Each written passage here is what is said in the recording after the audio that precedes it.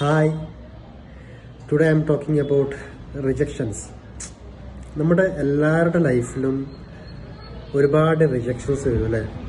പ്രണയമാവാം, interviews ആവാം, മറ്റ് റിലേഷൻഷിപ്പോ മറ്റെല്ലാ കാര്യത്തിലും നമുക്ക് എന്താ പറയുക, നമ്മളുടെ ഓരോ ഡെയിലി ലൈഫിൽ റിജക്ഷൻസ് നമ്മളിങ്ങനെ നേരിട്ടുകൊണ്ടേയിരിക്കും. മീൻസ് ചിലവരുടെ റിജക്ഷൻസ് എന്ന് പറയുന്നത് ഡിസ്കറേജ് ചെയ്യുന്നതായിരിക്കും. നമ്മൾ നമ്മൾക്കൊരു മൈൻഡൊക്കെ സെറ്റ് ചെയ്തിട്ട് നമ്മൾ ഐ ക്യാൻ ഡു ദാറ്റ് എന്ന് പറഞ്ഞ് നമ്മൾ മൂവ് ഓൺ ചെയ്യുമ്പോൾ അതിനെ പിറകോട്ട് വലിക്കുന്ന ഒരുപാട് ആൾക്കാരുണ്ടാവും. ഒരുപാട് അങ്ങനത്തെ ക്യാരക്ടറുള്ള അങ്ങനത്തെ ചില സ്വഭാവമുള്ള ആൾക്കാരുണ്ടാവും. സോ അവരോടാണ് നമ്മൾ മത്സരിക്കുന്നത്. ഓരോ ദിവസവും നമ്മൾ അവരുടെ കൂടെയാണ് നമ്മൾ ജീവിക്കുന്നത്. സോ അതിനെ എങ്ങനെ അവോയ്ഡ് ചെയ്യുക എന്നുള്ളതാണ്. അതിലൊന്നെന്ന് പറയുന്നത്, ഒരു എക്സാമ്പിൾ, നമ്മളിപ്പോൾ ഒരു ഇൻ്റർവ്യൂവിന് പോവാണ്. ഇൻ്റർവ്യൂവിന് പോയിട്ട് അവിടുത്തെ ഒരു മാനേജർ അല്ല, അവിടുത്തെ ഒരു നമ്മൾ ഇൻ്റർവ്യൂ ചെയ്യുന്ന CEO എന്ന് പറയുന്നത് നമ്മൾ ഡിസ്കറേജ് ചെയ്യുന്നത്, എന്തുകൊണ്ട് നിങ്ങൾ ഈ ജോലി എടുത്തു, ഈ ജോലി ചൂസ് ചെയ്യുന്നു, എന്തുകൊണ്ട് നിങ്ങൾ മുമ്പ് ചെയ്ത ജോലി റിസൈൻ ഇട്ടു, നിങ്ങൾക്ക് അത് തന്നെ ചെയ്തുകൂടായിരുന്നു, നിങ്ങൾക്കിപ്പോൾ സ്റ്റാർട്ടിങ് ടൈമിലാണ് നിങ്ങൾക്ക് ഇതേ ശമ്പളം തരാൻ പറ്റുള്ളൂ, അല്ലെങ്കിൽ നിങ്ങൾക്ക് ഈ ഒരു ഫീൽഡിൽ നിങ്ങൾ ഫസ്റ്റാണ്, അല്ലെങ്കിൽ നിങ്ങൾക്ക് വേണ്ടത്ര കഴിവില്ല, നിങ്ങൾ ഏത് കമ്പനി പോയാലും ഇങ്ങനെ ഉണ്ടാവും. അങ്ങനെ പല രീതിയിൽ നമ്മളുടെ മൈൻഡിനെ ഡിസ്ട്രാക്ട് ചെയ്യുന്ന, നമ്മളുടെ എൻകറേജ് ചെയ്യാണ്ട് ഡിസ്കറേജ് ചെയ്ത് നമ്മളുടെ ഹോപ്പ്, നമ്മുടെ കോൺഫിഡൻറ്റ് എല്ലാത്തിനെയും എഫക്റ്റ് ചെയ്യുന്ന രീതിയിലുള്ള തരം അപ്രോച്ചസ് നമുക്ക് ചുറ്റുമുണ്ടാവും. അങ്ങനെ ചില ആൾക്കാർ നമ്മൾ വരും. അപ്പോൾ നമ്മൾ ചെയ്യേണ്ട ഒരു കാര്യം എന്ന് പറഞ്ഞു കഴിഞ്ഞാൽ, നമ്മളെന്താണെന്ന് നമുക്കറിയാം. നമ്മളുടെ ലൈഫിൽ നമ്മൾ ത്രൂ ഔട്ട് വന്നിട്ടുള്ള നമ്മുടെ ജേണി, നമ്മൾ അനുഭവിച്ചിട്ടുള്ള പ്രശ്നങ്ങൾ, നമ്മളെങ്ങനെ ഫേസ് ചെയ്തു, ഇങ്ങനെയുള്ള കാര്യങ്ങൾ നമുക്കറിയാം. സോ ഇത് ഒരു നിമിഷം ആലോചിക്കുക. എന്നിട്ട് this is what I want, this is I ആം.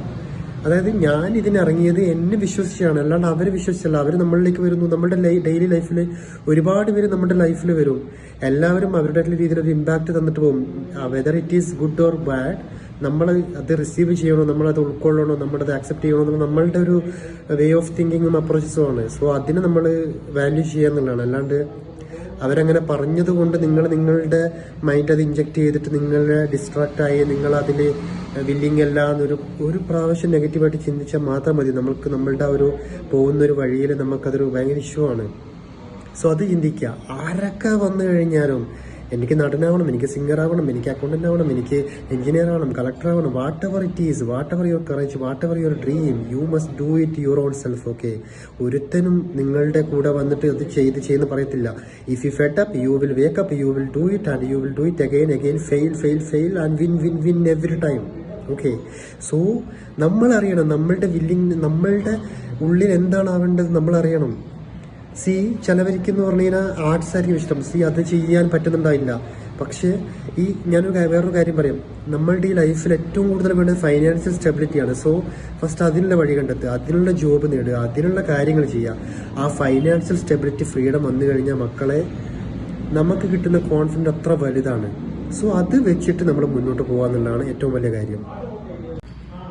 അപ്പം നമ്മൾ ആദ്യം നമ്മൾ ചെയ്യേണ്ട കാര്യങ്ങൾ അന്നു ചെയ്തു തീർക്കുക. വെറുതെ അതും ഇതും ചിന്തിച്ച് ബാക്ക് ഡ്രോപ്പ് അടിച്ചു കഴിഞ്ഞാൽ നമ്മളുടെയാണ് ലൈഫ്. ഒരു ലൈഫേ ഉള്ളൂ.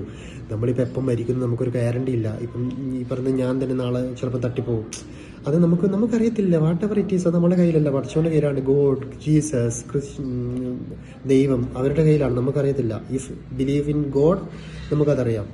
മീൻസ് നമ്മളത് ചിന്തിക്കുന്നു, ദൈവത്തിൻ്റെ കയ്യിലാണെന്ന് ചിന്തിക്കുന്നു. അല്ലാത്തവരാണെങ്കിൽ ഓക്കെ, നമ്മൾ സയൻസിൽ വിശ്വസിക്കുന്നു. വാട്ട് എവർ ഇറ്റ് ഈസ്, മരണം എന്ന് പറയുന്നത് സ്ഥിരമായിട്ട് വരുന്നതാണ്. പക്ഷേ നമ്മൾ ക്ലിയർ ആയിട്ടിരിക്കുക എന്നുള്ളതാണ്.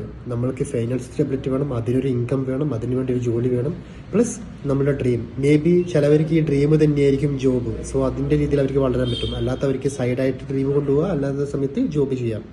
So whatever it is, എന്തൊക്കെ സംഭവിച്ചാലും ആരൊക്കെ വന്നു കഴിഞ്ഞാലും I will stick on this point, I will stick on this kind of job, I will stick on this kind of dream. Okay, you should navigate yourself, you should encourage, you should rejuvenate. Okay, you are the only recipient, you are the only person to build you, inner you. Okay, so അത് ചിന്തിച്ചുകൊണ്ട് വളരെ confident ആയിട്ട് പോവുക. ഇത് ഞാൻ പറയുന്നത്, ഞാനിപ്പോൾ കുറച്ച് കഴിഞ്ഞാൽ ഞാൻ സങ്കടപ്പെടും. നമ്മളിക്കും ചുമ്മാ വായിട്ട് ഇളക്കുന്നത് പോലെയല്ല കാര്യങ്ങൾ. പക്ഷേ എനിക്കിങ്ങനെ സംസാരിക്കാൻ ഇഷ്ടമുള്ളതുകൊണ്ട് ഞാൻ സംസാരിക്കുന്നത്. സോ എല്ലാവരും നല്ല കൂളായിട്ട് പോകും. Okay, love you. എല്ലാവരും എൻ്റെ ചാനൽ സബ്സ്ക്രൈബ് ചെയ്യുക. Thank you. Love you. By.